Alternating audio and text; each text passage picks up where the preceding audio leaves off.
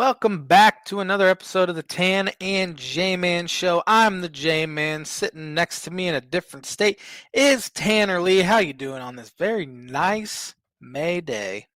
Doing good, Jay, man. I didn't think it was going to be a nice day. It Oh, wasn't supposed to be. yeah. I guess it did start to rain here a few minutes ago, but looks like tomorrow's going to be kind of cruddy. But then Wednesday through Sunday, through Mother's Day, should be pretty nice. Oh, So I'm ready for it because it just seems like it's rained every day for like yeah. a month. Welcome to spring, I Yep. guess. It's supposed to be really nice here tomorrow. I'm surprised it's not supposed to be nice there. It's supposed to be in the 70s here, sunny, beautiful. Yeah, I don't. Yeah, I don't know. Maybe my weather app's wrong. Maybe the chance of rain has gone down. I'm not sure. Maybe. Checked. I mean, I So. could be wrong too. As I've said many times on the show, I did take an intro to meteorology course, and so I can just kind of go tell you what the weather's going to be. But yeah. Uh-huh. Well, one thing I hope you can't predict is this week's birdie or bogey, but we'll see. We'll see. I'm hoping I've never gave you this one before, but I might have. I don't know. What sport we talking? It's baseball. It's Okay. baseball. All It's right. pretty straightforward. So you're either gonna get a birdie or a bogey. There's right. no multi answers or anything. Who has the most career home runs in the month of April? All time. In a career. All time. Yep. All right. Man, that's a good question. I have no idea. Man, good question. Birdie Bogey is brought to you by Arlington Public House for good food, casual atmosphere with great cocktails. Located 703 Main Street in Rochester, Indiana. Go check them out. Yeah, let me see what they were offering over the weekend here. My computer's running slow, but let's see here. They had all you can eat fish again on Friday night. So, yeah, May 2nd was Friday. Yeah. So, yeah, looks pretty good there by the picture. They are doing a Mother's Day dinner coming up on May 10th from 4 to 10 at the Arlington Public House. Menu coming soon. Sad Call to see to it. call to RSVP. Oh, Yeah. nice. It is Mother's Day, so happy Mother's Day to all you mothers out there. Happy early Mother's Day. Yes, I guess it is on Sunday. Today's Cinco de Mayo. I took advantage of that at Chipotle yesterday. With they had a no free ads, but they had a I forget what the promo code was, but it got free chips and queso. Was it Cinco? I think it was Cinco 25. Now that you say it, which makes sense. Yes, it was Cinco. It was Cinco 25. So I'll be here if you need me.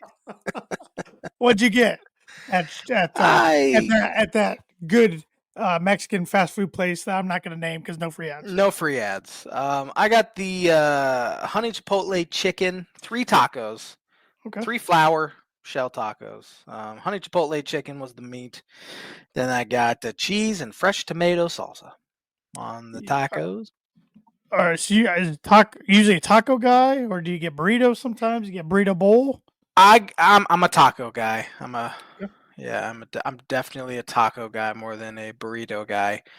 Don't like rice or beans, which of course you don't have to have them on a burrito, I guess, but it makes it easy just to do 3 tacos. It's kind of my go-to.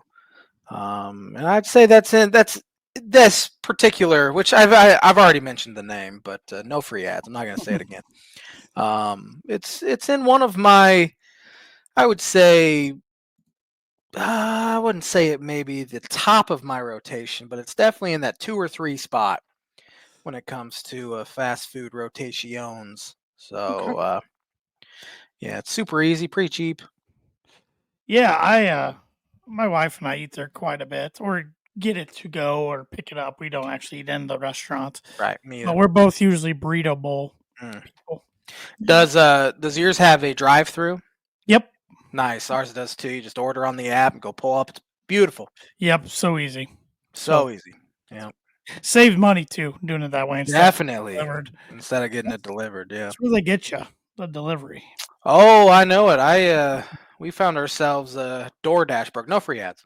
DoorDash broke here post wedding, but we've kind of curbed that now. Yeah, So so easy to do. it was hard to break the habit because it is so dang convenient just to Mhm. click a few buttons and you got food on the way. Even though it's probably $15 more than it would be if you just went out and got it because our lazy Yep, bums don't want to leave the couch. yep. But yeah. You're right. You're right. So, yeah, but we got a lot going on in the sports world. We got, of course, MLB. Now we're in the month of May. I still think it's too early to kind of pick pretenders and contenders, but there's definitely some teams that are out of it already. Yeah. Rockies and White Sox in particular. Yeah. Uh, Marlins, I would throw them in there too. NBA playoffs and NHL playoffs. Round ones are completed now, so down to the semifinals for each conference. There's been some really entertaining series going on. College sports world. I mean, the transfer portal is done for basketball. Thank God. Is done for football unless you're already in it. Yeah. Then it can go. It can go till July. You do have. I saw there was 10 Big Ten basketball players invited to the combine. So I guess that's the next step, huh? Yeah. And once, I mean, you had to have your name already in the portal, but once that I think it's May 31st or May 30th is the deadline to pull, or maybe it might actually be mid-June now is the deadline to pull your name out. I don't know when it is. I'll look Of it up.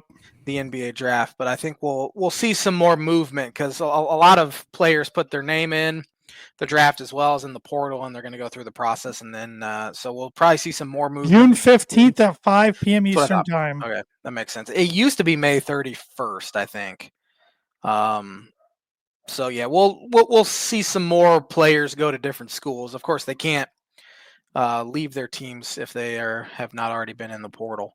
But it'll heat back up June 15th for sure, or even earlier. Say, I think the combine is next week, so I think we'll see guys pull their name out of the draft as early as next week, probably after they go through the combine and see what their draft grade is. If it's not good, we'll see some more teams picking up players, if you will. But I think Purdue's probably done, right? Yeah. Yeah.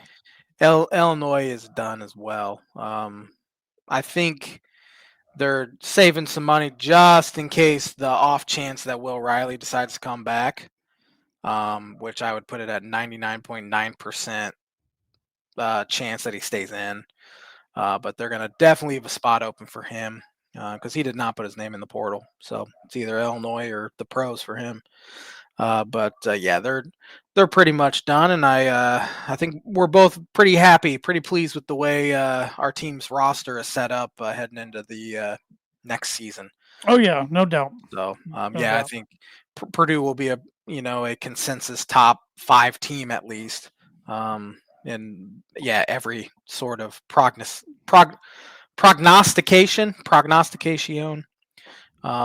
And I think Illinois will probably be in that top 20-ish Yeah. range. So pretty good. Yeah, I know Matt Painter spoke with the head basketball writer of Golden Black, Brian Newbert, last week, and he even mentioned like most of the Purdue's returning players could have got more money probably elsewhere, Mhm. but they decided to come back. And I think that says a lot of the culture For and the sure. opportunity to win and do something special next year. And I don't know the details, but if I had to guess, he made sure, of course, Braden Smith, TKR, Fletcher Lawyer were taken care of before they even went out to the portal to get some of these other guys. I think this was definitely the first year where money was in the conversation for Purdue Right. when trying to appeal to guys. I mean, it's not that Purdue doesn't have money. I actually think they have more money than a lot of people think they do. It's just they haven't gone out and really used it before. But this year, it'll be interesting going forward if this year was more of an outlier year for that, or if that's the way they're going to have to do it a majority of years going forward. I don't know. Yeah, the way it's kind of setting up, you almost have to at this point. Matt Painter's a heck of a basketball coach. I'd put him in that top 5 to 10 in the country. But I think he's going to have to start playing that game maybe a little more to kind of keep up. But he's proven that he can win with lesser talent as well. So they're the most fascinating team when it comes to college basketball, just because of that. I mean, you have all these I don't know if I'd say under recruited guys. Sure, under recruited guys, I guess. I mean, Braden Smith was a 3-star guy who was his second biggest offer. Let me go look it up. I was it like Butler after him or anything like I that. don't even know if he got that big a one, to be honest. And of course, he's turned into one of the best college point guards, one of the best point guards in Big Ten history at this point. Let's see. On 247. Let's see. Let's see his offers here. Wow. His other offers: Appalachian State, Montana, and Toledo. There you go. And I remember when you guys were saying to me, like, I think it was before his freshman year, you boiler nerds, as I like to call you, was saying, man, I keep hearing Braden Smith is unbelievable. And I was like, come on, look at his offer list. But I was wrong. He did win Mr. Basketball his senior year in Indiana. Yeah. So, but I mean, I'm sure other teams recruited him, but he did jump on the Purdue offer pretty early. And that might have played a role too, because back then, just even 3 years ago, the landscape was so different than it is now. That teams kind of once a guy commits, teams usually back off, but that's not the case anymore. No. But then, I mean, obviously Zach Edey is an extreme case where he just turned into an absolute superstar, top 10 pick. He was going to redshirt his freshman year if Matt Hartens didn't transfer to BYU. Yeah, that would have been how good Edey was really highlighted how bad Matt Harms was, honestly. I couldn't stand the guy. I don't think any other Big Ten fan. No, he was one of the guys you like if he's on your team. Yeah. But if he's not, you hated him. I completely forgot he ended up at BYU and never really heard from him again, did you? He had about the same exact stats as he had at Purdue. Yeah. I don't know what his motivation for leaving was. No idea. I know he already had his degree, but I don't know. Like, he was a good shot blocker, a kind of good hype guy, but that was... Yeah, he didn't rebound much for being as tall as he was. Could shoot a little bit. Could shoot a little bit, yeah. But, Edey kind of... I would say, I don't know if I'd say change the Purdue program because they were already good when they got him, but being like a 1 seed sort of school. I mean, back-to-back years. Sure. 1 seed, so. Yeah. But it'll be interesting come basketball season. The Big Ten's going to have a few loaded teams, I think. Has Michigan State done much at all? No. They lost Hollowell to NC State, I think. Yes. Was it Holloman? Jeremy Holloman. He's going to play for Will Wade. Trey Holloman. I don't remember hearing anything about guys they picked up or anything like that. Michigan should be on paper a top probably 2-3 team in the as long as that guy from UAB doesn't go pro. Yeah, whatever. Yeah, Yaxel something. But again, I mean, we saw it last year with Indiana. You can spend all this money, but if your pieces don't fit. Yep. And I think I like Trey Donaldson more than I do Elliot Cadeau as their point guard, and he ends up at Miami, and Michigan gets Cadeau. They got Cadeau first. Indiana will be fascinating because they're just a whole new team. And pretty much besides DeVries, Tucker DeVries, of course, he was just at a mid-major 2 years ago. Yep.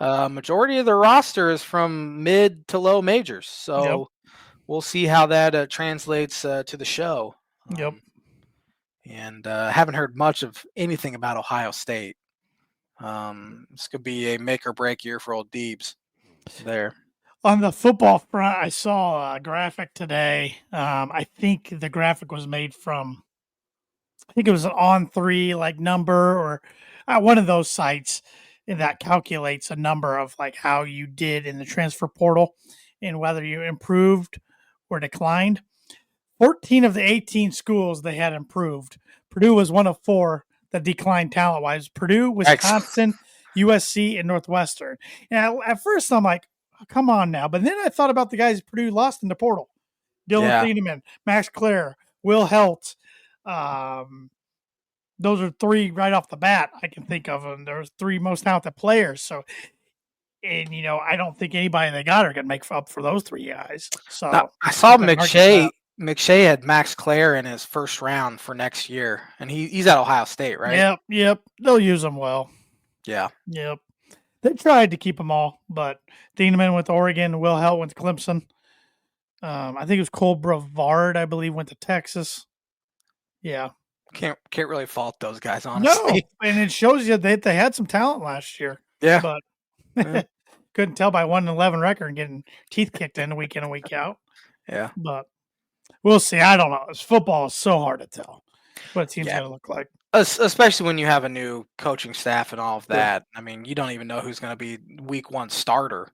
Nope. And that's the difference between college football and the NFL, where you kind of have to be significantly more transparent in the NFL, Yep. where you could not know who's starting up until Friday night of a college week. Yep. So you just won't know game one until, I mean, there's obviously going to be hints along the way, but you won't know for sure until that game kicks off, really. Well, heck, Purdue's added a quarterback in their quarterback room they didn't have in the spring, even though they had him in the room last year. So, that competition in the fall is going to be a whole new competition now. So Definitely. Yeah. it's really interesting. But the Big Ten will have, Penn State. Stop me if you've heard this before, Josh. They're supposed to be loaded, and this is supposed to be their year.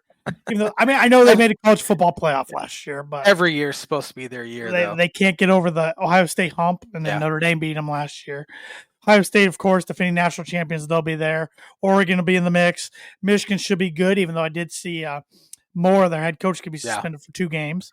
He's suspending himself, self-imposed, and he chose against Central Michigan. And then I think they do play at Nebraska one of the games. Okay. So Illinois should be good. They're top 15 in about every preseason poll I've seen. So we'll see. We'll see. I think IU will take a significant step back. There's no way they can replicate. No, I could still see them winning 7 or 8 games, but I don't see them winning double digits and making the college football playoff, let alone flirting with it. Yeah. The team that's going to fascinate me is Wisconsin. Because if they have another year like they did last year, Luke Fickell might be gone. Yeah. And I don't think they've really done a whole lot to improve. Maybe they have, but he's gone away from the Wisconsin roots that Barry Alvarez kind of instilled. That rough, big offensive lineman, pound the rock 40 times a game, and now they're kind of throwing it all over the place, and that hasn't translated too well to that style. Maybe, stop me if you heard this before, for about every coach who struggled when it's in his year 3, just wait till he gets his own players. Yeah. Well, there's no excuse that now. Doesn't matter anymore. It means absolutely nothing. So. Yeah. I thought that was a match made in heaven when he went there. He did so well at Cincinnati. He had turned down Michigan State a year or 2 prior. I think it was 2 years prior. So I thought, okay, he's really being picky. I think he wanted the Ohio State job probably, but that wasn't going to come to fruition. So took the job at Madison. I'm like, yeah, that's a program that all they do is win. And just so far in 2 years, I don't think the fan base is very happy. No, I think they're disgusted by it, honestly. Missed the bowl game last year, 5-7. Yeah. So it'll be fascinating. It's only May. Our college football talk will ramp up, I'm sure, in July. So, but NBA playoffs, I kind of said, we're past the first round there. Have you watched much, if any at all?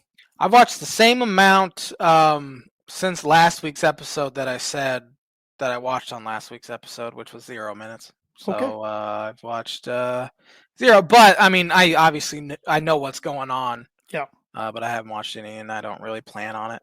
I'll watch maybe once the conference finals start, I'll turn it on. Yeah. Just to have something on, because again, that's when it kind of starts getting fun. But the first round, boring, in my opinion. Yeah.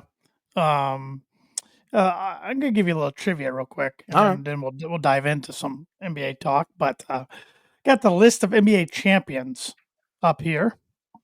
Who has the most championships as a team? I would say that's the Boston Celtics, right? Boston Celtics have 18 in 23 appearances. Pretty good. 18 and 5. Pretty good Pretty win darn good. percentage. Yeah. Pretty good. They went from 86 clear to 2008 without a championship. And they're still leading. Yep. On that. Who's number 2? I'd have a hard time not saying the Los Angeles Lakers. Right behind them was 17, but that's in 32 appearances. So they're 17 and 15. They've gotten there a lot more then. Yeah, they have. But can't get over the hump. Well, they have been able to get over the hump 17 times. What am I talking about? But it's almost about 500 there, whether they win or lose. Yeah, their longest drought was between 54 and 72 for championship titles. Then again, 12 years between 88 and 2000. But after that, they win every decade, at least once. Who's third? This is where I think the fun begins. Third.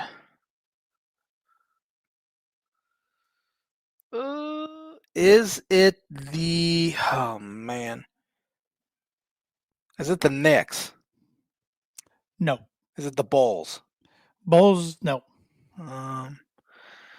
Is it the... I'm trying to think all the teams that are playing in the NBA these days.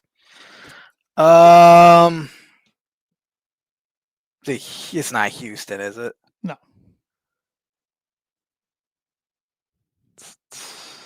Pistons? Nope. Sixers? Nope. Man, I stink. I do not know. It's the Golden State Warriors. Are you kidding me? With 7 and 12 appearances. But you got to think they won in 15, 17, 18, and 22. That's only 4, though. Back in the day, they won in 47, 56, and 75. See, that's where it gets me. The 46 and 50, whatever. They also lost in 48, 64, 67, 2016, and 2019. They were pretty good back in the day, I guess. Yep. So they have 7. So Bulls would be 4th then, probably. With 6, correct. Never lost any. Right. They're 6-0, which is really impressive. Haven't been there in almost 30 years, but... I mean, it's crazy. Look, 91, 92, 93, 96, 97, 98. Nothing. Yeah, Jerry's still living off those. Yeah, oh yeah. Who's 5th? The Knicks? No. I don't know. Spurs. Oh, didn't even think the Spurs. 5-1 in the finals in the history. Then there is 3 teams tied behind the Spurs. For how many? 3. That's got to be the Knicks, right? No. How many of the Knicks won? Have they not won many? 2. They've only won 2? Shows how much I know my NBA. They haven't won in our lifetime, I guess. They've won 2 and 8 appearances. They're 2 and 6. Okay. The Knicks haven't been to the finals since 99. They haven't won since 73. There shows my NBA knowledge there. Yeah. 3 titles. Miami Heat. Yep, 06, 12, and 13. They are 3 and 7. 3 times these teams. Houston Rockets. Nope. No. They're 2. Sixers. Yes, they are 3 and 6. Their last appearance was 01. Their last title was 83. Pistons have to be one of them. There you go. 3 and 7. Last title was 04. Last appearance was 05. They lost the Spurs, right, that year in 05? Yep. Then you already named the Knicks and the Rockets. There's one other team that has 2. One other team that has 2. And I'll give you a hint. This team's 2 and 3 all time in finals. Have they been within the last 25 years? Well, they're 2 and 1. Excuse me, 2 and 1. So they've won 2 of their 3 appearances. Yes, they have. Yes, they have, Josh. The last 25 years, they've won 2 or 1 at least. Mm-hmm.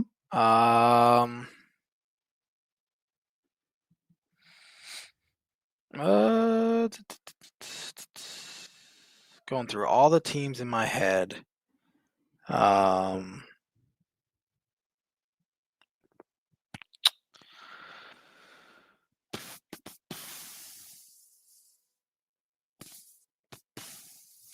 Dallas?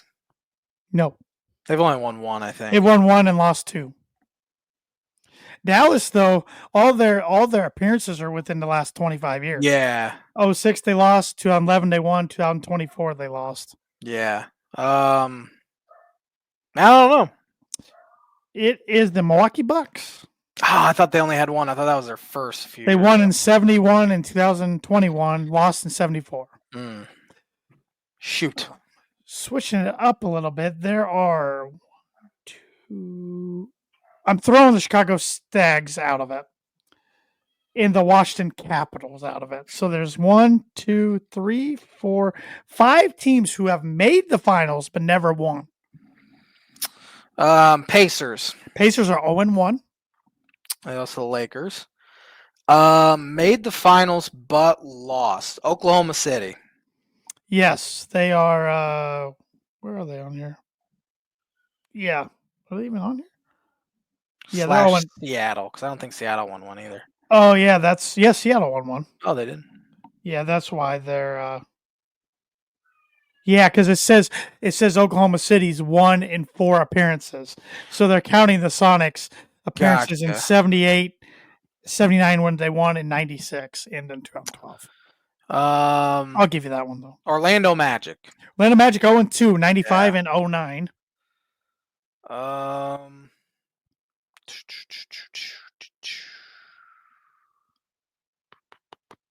How many teams? How many more am I missing? You got 3 more. 3 more. You can do this. You can do this.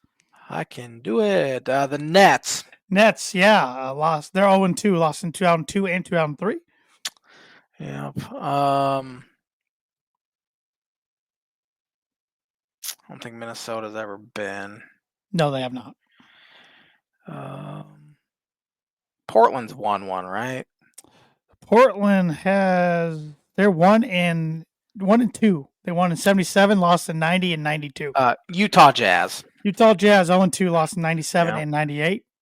2 more, Josh. You got this. One more, Josh. One more, Josh. You got this. About the Clippers. Never made it. Never made it. Huh? No. Not even in the 80s. No.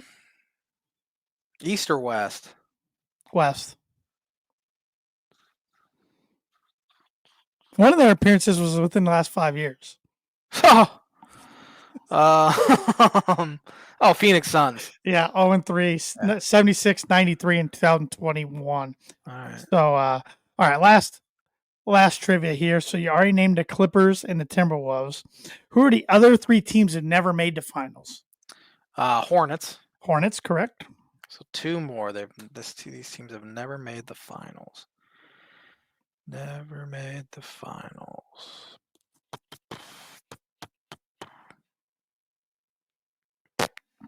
Atlanta Hawks?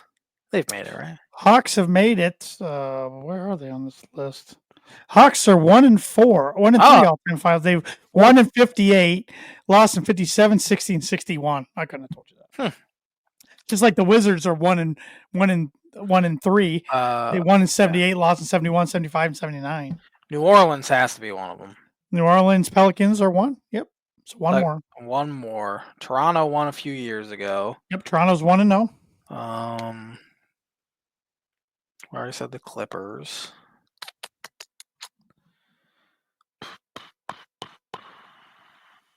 Man, I don't even know what teams are in the NBA. It's one of those things. Memphis Grizzlies. Oh, okay. Yep. Grizzlies weren't even on my radar. The Nuggets are 1-0. Kings 1-0. Baltimore Bullets, when they were the Bullets, were 1-0. So, yep. There you go. I like that. I like it. There you go. So, do we see the Timberwolves make their first ever finals this year?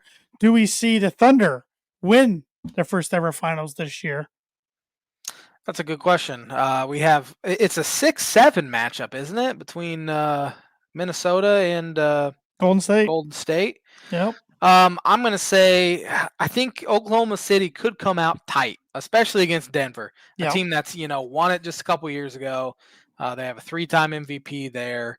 I think they're feeling looser just because they fired their coach, fired their GM. You kind of have nothing to lose at this point, and I think Oklahoma City ultimately gets it done against them. And if I'm Oklahoma City, I don't think I'd want to play Golden State, just with the Mm-hmm. kind of aura around them and all the winning they've done. But Mm-hmm. I don't think Minnesota. I think Minnesota has a very good chance to get past Golden State.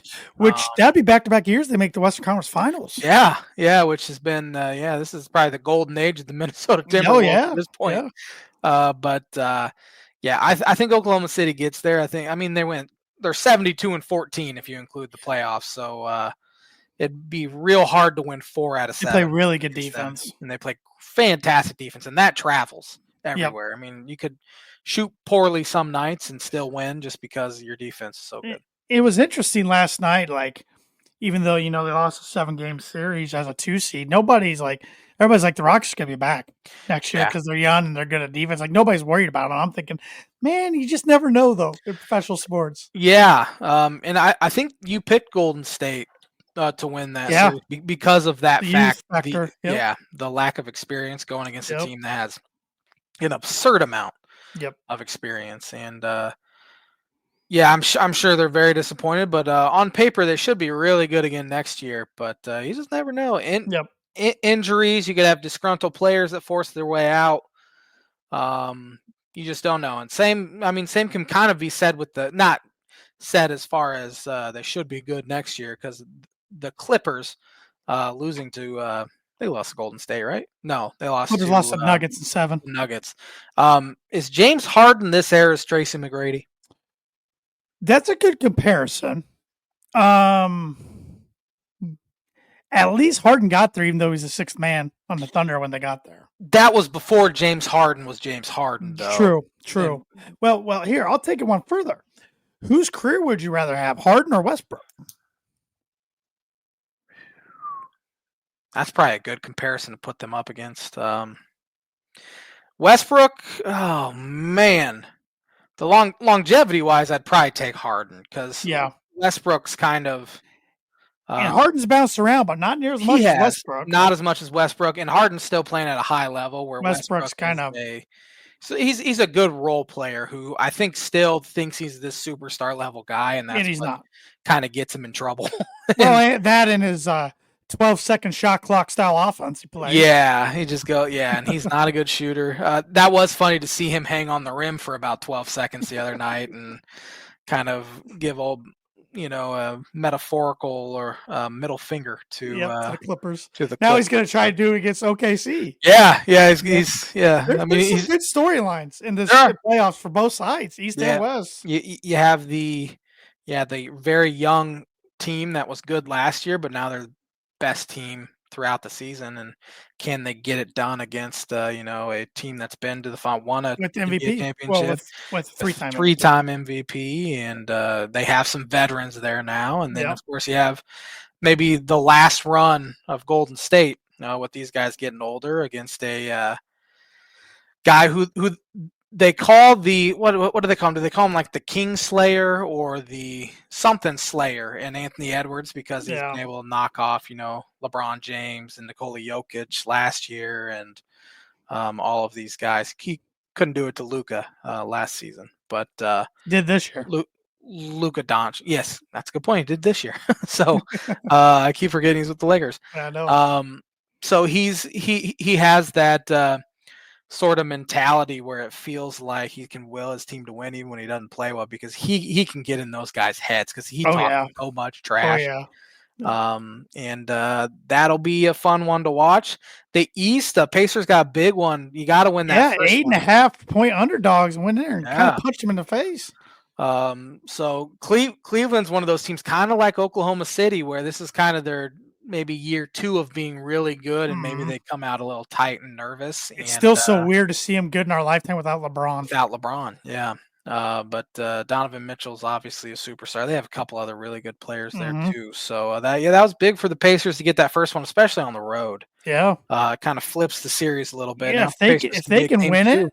Yeah. If they can win it, that's back-to-back years they made the Eastern Conference Finals. And they're a pretty young team too. So. I know. So that's pretty good for them. And then the Knicks and Celtics will be the series the entire media talks about. Oh boy.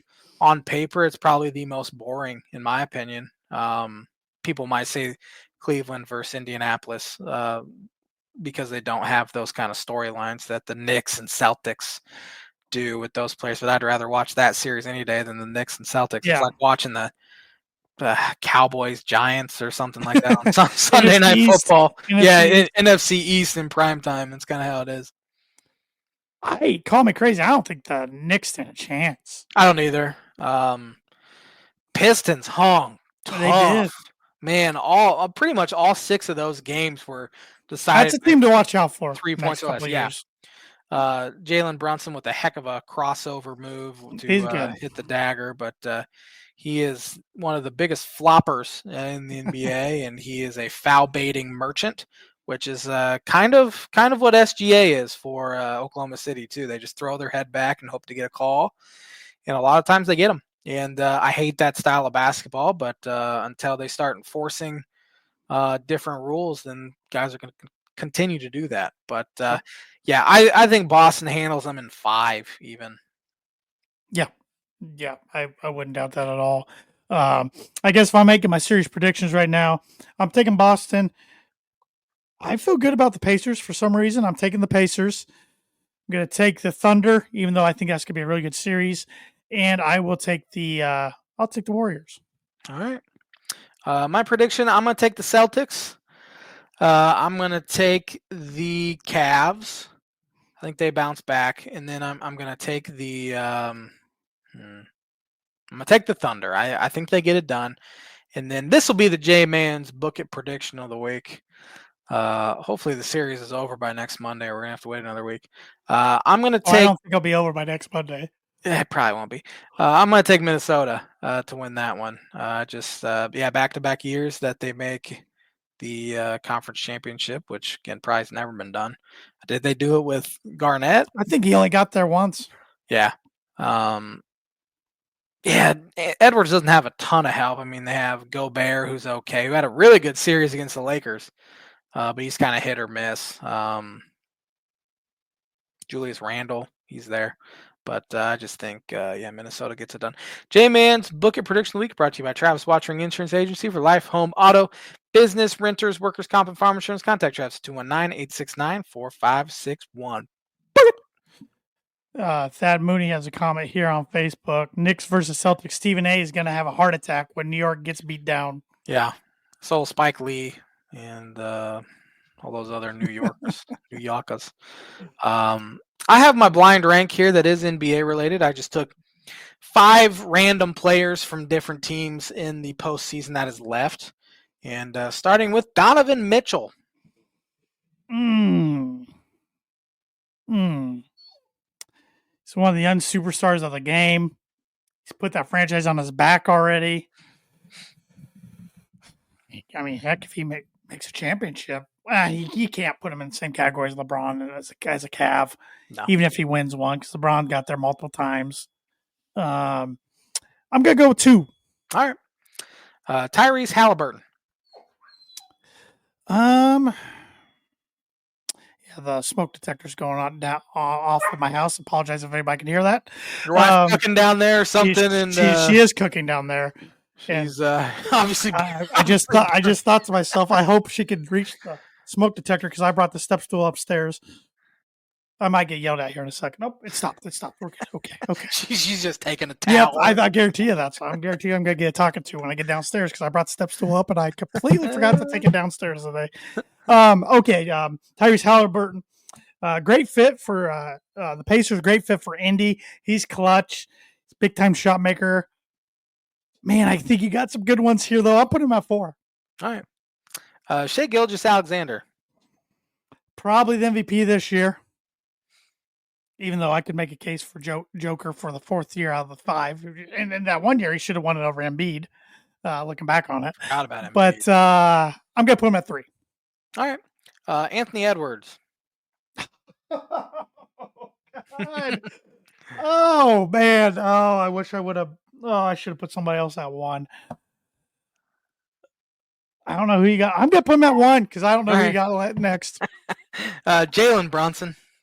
Oh, man, this is a tough list. It was a tough list. He's got to go 5. You could honestly make all a case for all those players that won. Yeah, good. Yeah, you could. I probably would have Halliburton back at 5. Yeah. Brunson, I'm okay with that 4. I put Edwards at 2, Mitchell at 3, and you're probably MVP this year at 1. Yeah, that's probably the way I'd have them too. Although I can make a case for Mitchell at 2 and Edwards at 3 as well. That shouldn't you have each have your own step stools in the house? It's a good point. Yeah, probably not. See, the problem is what I usually do is I take the step stool and I unscrew the smoke detector when it's going off. Oh.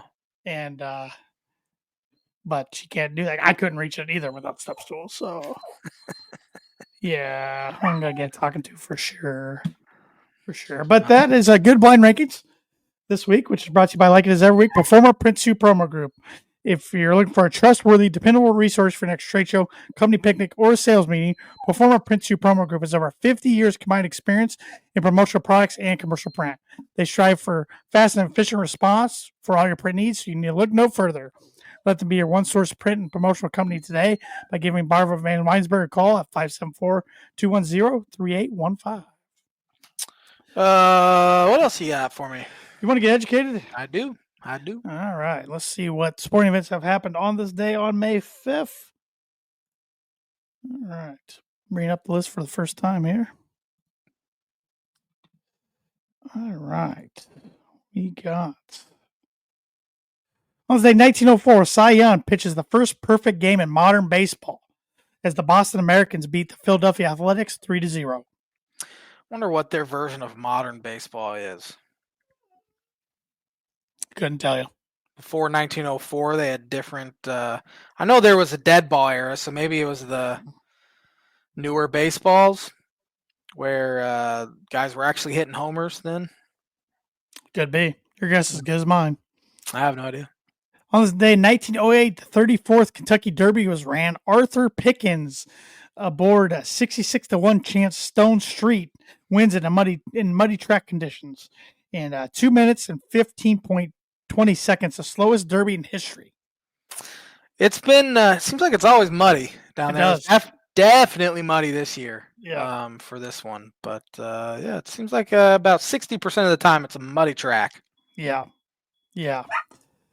Let's see here. A lot of Kentucky Derby. On this day, 1966, who won the Stanley Cup? 66. I'm going to go with the Pittsburgh Penguins. The Montreal Canadiens earned back-to-back titles, beating the Red Wings 3-2 in OT and a 4-2 series victory. On this day, 1969, who won the 23rd NBA championship? 69. That's got to be the Celtics, right? Celtics beat the Lakers 4-3. It's probably one of those two. I think your wife's burning down the house. I'm about to mute my microphone and yell down there. I probably needed to go take the step stool down. She just texted me. You need to come take care of this. Josh, I'll be right back. I'll pull up on this day real quick. All right, I'll be right back. All right. On this day in, let's see, where were we? We were in the 40s, I think. Maybe, no, we were in the 60s. On this day in 1969, the Milwaukee Bucks signed number 1 NBA draft pick, star UCLA center Lou Alcindor, also known as Kareem Abdul-Jabbar. On this day in 1973, the 99th Kentucky Derby, Ron Turcotte aboard Secretariat wins in 1 minute and 59 seconds. Fastest Kentucky Derby ever. Interesting factoid. Every single horse that raced on this past Saturday's Kentucky Derby was a descendant of Secretariat. Pretty sure it was Secretariat. I'm second guessing myself. 1978 MLB Cincinnati Reds. Pete Rose becomes 14th player to get 3,000 hits. On this day in, a lot of Kentucky Derby, as Tanner said. 1987, the Detroit Tigers are 11 games back in the AL East, but go on to win the American League East. On this day in 1995, the last basketball game at the Boston Garden, the Celtics eliminated from playoffs by Orlando Magic 95-92. On this day in 2021, Baltimore Orioles pitcher John Means no hits the Seattle Mariners 6-0 at T-Mobile Park. We're back. No house burning down. No house burning down. I just finished up the On This Day, and I'm glad you came back when you did because I do not have the read in front of me. All right. Mooney Woodcrafts. On This Day is brought to you by, like it is every week, Mooney Woodcrafts. Mooney Woodcrafts is a veteran-owned and operated woodcraft shop based out of Texas with Indiana grassroots. They provide 100% hand-cut custom designs that fit your needs, and their pieces are a great addition to any home, office, or man cave. You can see some of their recently completed projects by visiting them at Mooney Woodcrafts on Instagram and on Facebook. And if you let them know the Tan and J-Man Show sent you, you get 15% off your first sign order. And I got a few things here that Thad sent me to show off tonight. Here's a gift he gave his wife here. Let me get the banner down. It's pretty cool. It's got a few different things that either she likes or they like together. So pretty cool there. If you're watching on IC Sports Network or YouTube, you can see that. And he's also starting to dab into hat. Like those are patches for hats. So awesome. He's working with that as well. So yeah, he's got this laser machine he's been using on top of his woodworking stuff. So yeah, he can do all kinds of things. So get a hold of Thad, and I mean, you're probably too late now for a Mother's Day gift, unless you want to give your mother a late Mother's Day gift. But you can always get your father something. Father's Day's right around the corner in June, and then it's going to be Christmas time before we know it. So, yeah. So, get a hold of Thad. You will not be disappointed. Real quick, go ahead. I want you to fact check me because I'm pretty sure I was correct when I said every horse that raced on Saturday was a descendant of Secretariat, correct? That's what you told me the other day. I didn't tell you that. You told me that. No, Connor told us that. Oh, okay. That's who said it. I think I saw it on Twitter. I was just making sure it was Secretariat, and I got the horse right. Secretariat. I'm pretty sure, but now I'm self-conscious about it. Secretariat. Every horse through 2025 Kentucky Derby is descendant of Secretariat. Yes. Awesome. Nailed it. Correct. You got it. Real quick before we get to baseball talk to wrap up the pod, since I put it in the description, I should mention NHL Playoffs still going on. Fortunately, my Avalanche just absolutely choked in Game 7 against the Stars, and they had their season in. Not only did they choke, but the player they trade away midseason, Mikko Rantanen, who had been a Av for 10 years, they traded him to the Hurricanes. Hurricanes then, for whatever reason, traded him to the Stars. He not only beat him, he had an all-time game against the Avs the other night by having 4 points all in the third period. 3 goals and an assist. He got the last laugh. Revenge is a dish best served. Got the last laugh. So now the Stars are playing against Winnipeg Jets, who had a heck of a comeback and won in double overtime against the St. Louis Blues yesterday. Scored a game-time goal with 1.6 seconds left? Yeah, all-timer. Yeah. The Las Vegas Golden Knights beat the Minnesota Wild, so they're going to play the Edmonton Oilers, who beat the Los Angeles Kings. So they're in the West. You got 2 Canadian teams because the Canadian team has not won it since '93. So they're still trying to break that streak. Over in the East, you got the Maple Leafs beat the Senators. Maple Leafs haven't won a cup since the 60s. They're going to take on the Florida Panthers, who won it last year. They beat the Tampa Bay Lightning 4-1.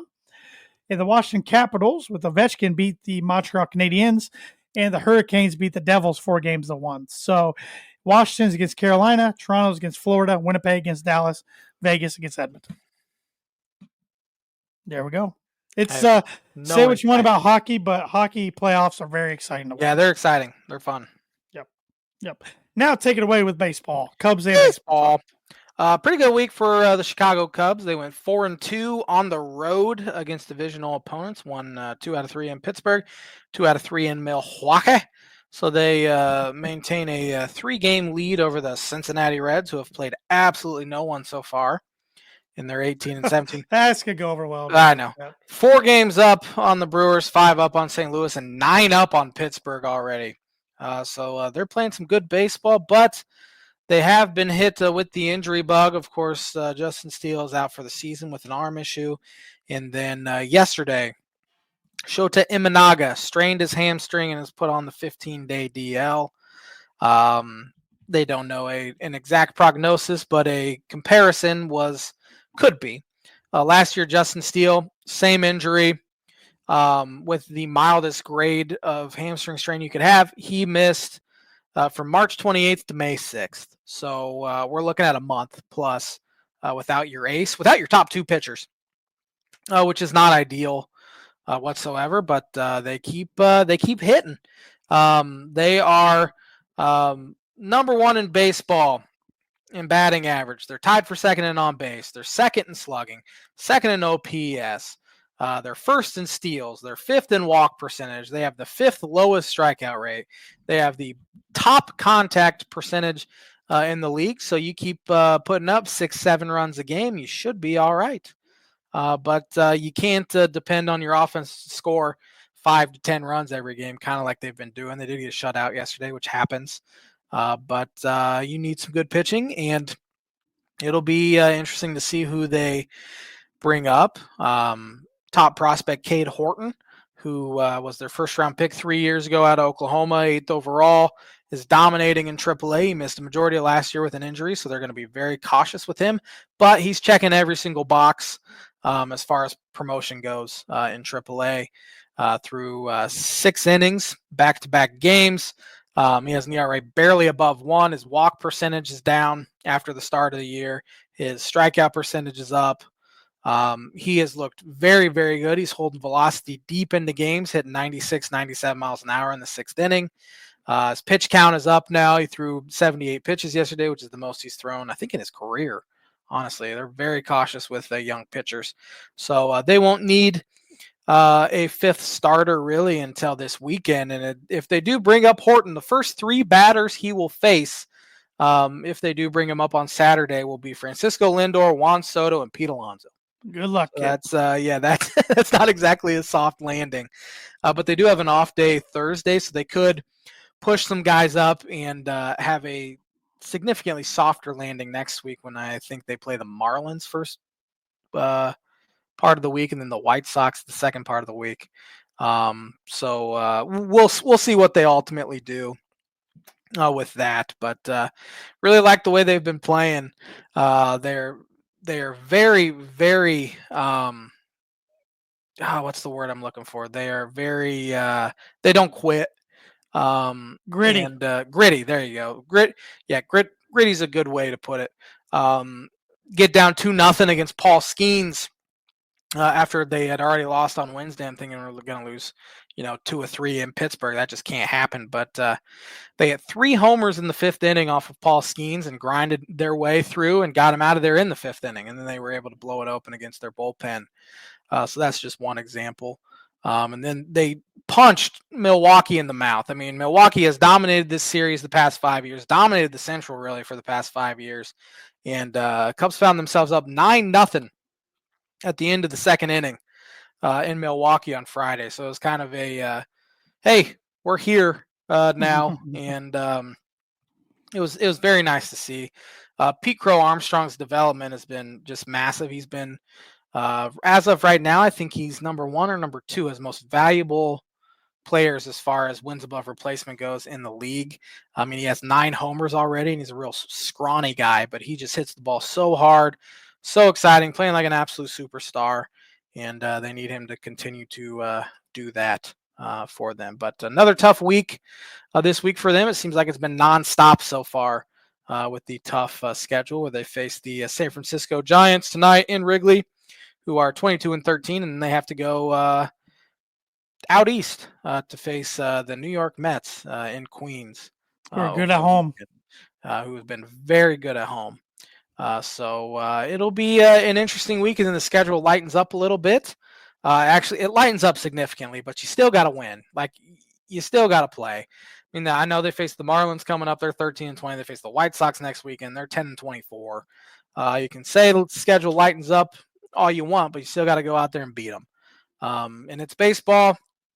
You don't know what you're going to get game in and game out, honestly. So just keep stacking wins, and they'll be in a good spot. Because as of right now, I think they're on pace for 97 or 98 wins. Sign J-Man up. Yeah. Sign me up. I'd sign up for 88 wins at this point. But elsewhere around the league, the AL East, they're all kind of jumbled together. Yankees are winning that division. They're only 4 Except the games Orioles. The Orioles are over 500. They've really struggled. It's because they can't pitch, and their young players are not playing very well. Adley Rutschman's been terrible this year so far. Gunnar Henderson's been bad. But they're only 5.5 out, and we're only, a third of the, not even a third of the way into the season. So we'll see if they can bounce back. The Detroit Tigers have arguably been the best team in baseball. They are leading baseball in run differential. They are a game and a half up right now on the Cleveland Guardians. Royals are right behind them, 3 games back, and the Twins 7 games back. White Sox 11.5. Both are pretty bad. The American League West, the Mariners, who no one's really talking about right now, they are 20-13. Look at the A's. The Athletics look pretty good, T-Dog. 19-16, only 2 games back. Houston's right there. I think Rangers will be fine. Angels stink. The reason I'm clapping everybody is that was one of my 25 bold predictions that they'd make the postseason. Yeah. Dodgers are winning the West by a half game. Game and a half up on the Giants, 5 up on Arizona, and 17 games up on the Colorado Rockies. I didn't see this the other day. I saw the screenshot on X. I wanted to go watch it, and I didn't. PTI had a conversation the other day if the Rockies are bad for baseball. And I didn't get to watch it, so they're not good for baseball at all. They've never won their division, Josh. Yeah, they've been around for 30 years now, right? Yeah. 6-28 this year, and they might be able to rival 4-11 at home. They might be able to rival the 2-17 on the road. Yeah, Chicago White Sox record from last year. Sell the team. You got to be special bad. But not a whole lot else going on in baseball these days. I mean, May is kind of when teams start to separate themselves a little bit. And I think we'll see that. But I've said past couple weeks that May has absolutely killed the Cubs past 2 years. 8-19 in May last year, 8-18 the year before. So I'm cautiously optimistic going forward. But not a whole lot I can really complain about right now, which is a very rare occurrence over the past 4 years or so with the Chicago Cubs. You're a boring follow on Twitter right now. I apologize. Yep. I apologize. So. Yep. But birdie or bogey this week, I want to know what MLB player has hit the most home runs all time in the month of April. I don't know. I got to think it's somebody that's older, but at the same time, I want to say Aaron Judge. Even though he's only 33, 32, 33, I'm going to go with Aaron Judge because that's what my gut's telling me, but I know I'm wrong. My list is top 25, and Aaron Judge isn't on there. Exactly. So that was a bad guess. But it seems like he hits like 10 homers in April, like every single year. Is it one of the all-time home run leaders? It's got to be, right? Yeah. So is it like Bonds? Bonds is number 2 with 117. He's one behind this guy. A-Rod? A-Rod's third with 104. Ruth? Babe Ruth is not on there. Oh, okay. They might not have played that many games in April. Yeah. I have no idea. Albert Pujols with 118. I knew it was somebody that played recent. That's why I went with Judge. That was the worst guess I've ever had on this game, and I'm embarrassed to even show my face anymore. That was pathetic. Absolutely pathetic. Thanks for watching the Tan and J-Man show. Happy Mother's Day to all you mothers out there. We'll have we'll talk next week, and Tanner will probably get his question wrong. I'll get mine wrong the next week. Then it's just back and forth. Next thing you know, we're both 15 under or 15 over Keep screwing that up too. Have a good week. All right. Clean your ovens, everybody. Yes.